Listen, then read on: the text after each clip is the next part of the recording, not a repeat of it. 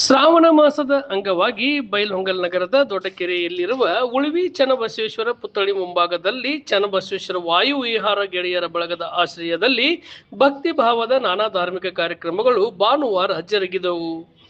ಶ್ರೀ ಉಳಿವಿ ಚನ್ನಬಸವಣ್ಣವರ ಮೂರ್ತಿ ಹಾಗೂ ವಿಶ್ವಗುರು ಬಸವಣ್ಣವರ ಭಾವಚಿತ್ರಕ್ಕೆ ಬಸವಂತಪ್ಪ ತಲ್ಲೂರ್ ಮತ್ತು ಸುಜಾತ ತಲ್ಲೂರ್ ದಂಪತಿಗಳು ವಿಶೇಷ ಪೂಜೆ ಸಲ್ಲಿಸಿದರು. ಬಳಿಕ ವಿಶ್ವಗುರು ಬಸವಣ್ಣ ಹಾಗೂ ಉಳಿವಿ ಚನ್ನಬಸವೇಶ್ವರ ಭಾವ ಪೂಜೆ, ವಚನ ಪಠಣ ಸೇರಿದಂತೆ ವಿವಿಧ ಧಾರ್ಮಿಕ ಕಾರ್ಯಕ್ರಮಗಳು ನಡೆದವು.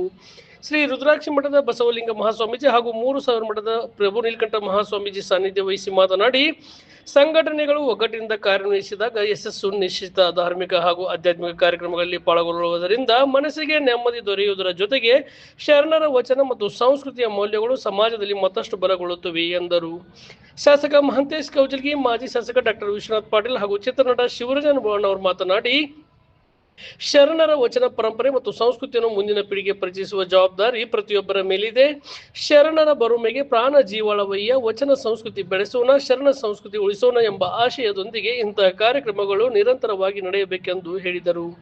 ಧಾರ್ಮಿಕ ಸಂಸ್ಕೃತಿ ಚಟುವಟಿಕೆಗಳಿಗೆ ವೇದಿಕೆ ಕಲ್ಪಿಸುತ್ತಿರುವ ಚನ್ನಬಸವೇಶ್ವರ ವಾಯು ವಿಹಾರ ಗೆಳೆಯರ ಕಾರ್ಯವನ್ನು ಅವರು ಶ್ಲಾಘಿಸಿದರು.